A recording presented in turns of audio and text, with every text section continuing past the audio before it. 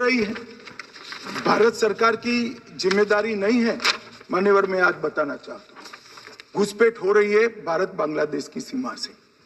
वहां पर कुल 2216 किलोमीटर बॉर्डर है। इसमें से 1653 किलोमीटर बॉर्डर बन चुकी है। अब 563 कहां बाकी रही है मान्यवर, मालूम है? केवल और केवल एक राज्य बंगाल। आसाम का पूरा हो गया, मेघालय का पूरा हो गया, त्रिपुरा का पूरा हो गया, जम्मू कश्मीर का पूरा हो गया, पंजाब का पूरा हो गया, राजस्थान का पूरा हो गया, गुजरात का पूरा हो गया, खाली बंगाल का बाकी रखा। और मैं आज कहना चाहता हूं टीएमसी के लोगों को भी, ये राहुल जी के साथ में रहकर घुसपैठिया बचाओ यात्रा बिहार में निकली, साफ हो गए। आप भी घुसपैठियों को बचाओगे तो वहां भारतीय जनता पार्टी का विजय तय। मान्यवर, ये कहते हैं कि घुसपैठ क्यों हो रही? आप बॉर्डर नहीं बनाने देते, फेंसिंग नहीं करने दोगे, घुसपैठ नहीं होगी। फिर भी चलो, मैं पूछना चाहता हूं कि घुसपैठ होकर सबसे पहले घुसपैठिया कहां आता है? कहां आता है? तो गांव में आता है। पटवारी को मालूम नहीं पड़ता, गांव के थाने वाले को मालूम नहीं पड़ता। इसकी मतदाता सूची में नाम डालने के लिए आधार कार्ड कहां बनता है? वहीं बनता है। उसका राशन कार्ड कहां बनता है? बंगाल में बनता है। और मतदाता सूची में कौन सी मतदाता सूची में ऐड होता है? तो बंगाल में होते। आपकी कोई जिम्मेदारी नहीं है।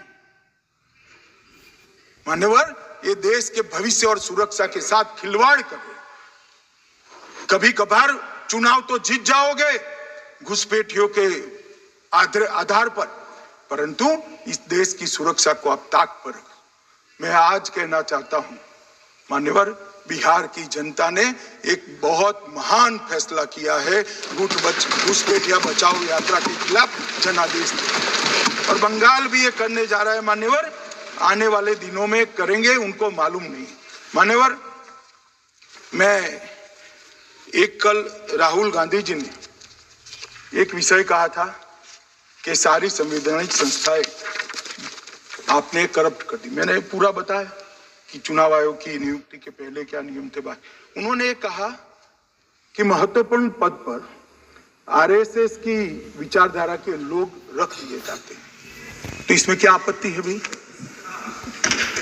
क्या इस देश में कोई कानून बना है कि आरएसएस की विचारधारा वाले हैं उनको कोई महत्वपूर्ण? अरे इस देश का प्रधानमंत्री आरएसएस की विचारधारा वाला है।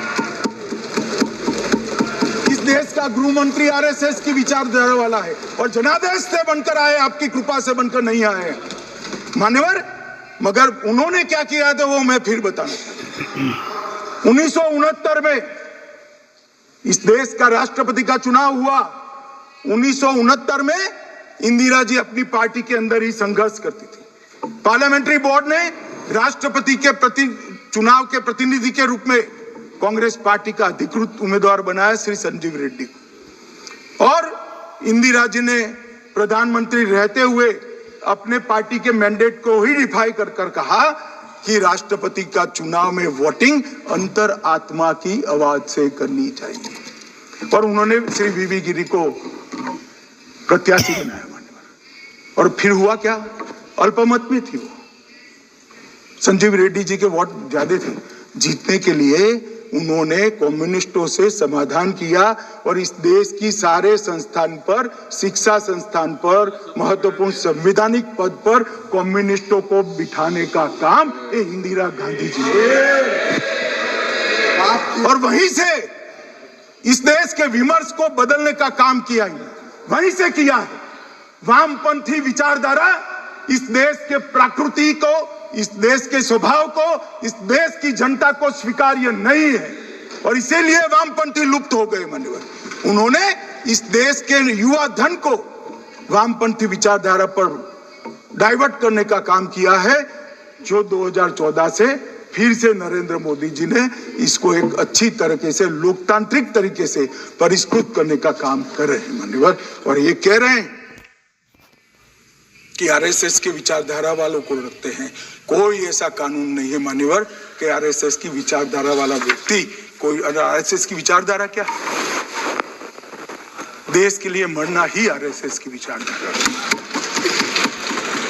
देश को समृद्धि के परम शिखर पर ले जाना ही आरएसएस की विचारधारा है। देश की संस्कृति का झंडा बुलंद करना ही आरएसएस की विचारधारा। ये क्या समझाते हैं? हम ऐसे मान लेंगे? हम नहीं डरते साहब किसी से, हम नहीं डरते। मैं मेरी ही बात करता हूं। मैं तो 10 साल का था और नारे लगाता था, आसाम की गलियां सुनी है, इंदिरा गांधी खूनी।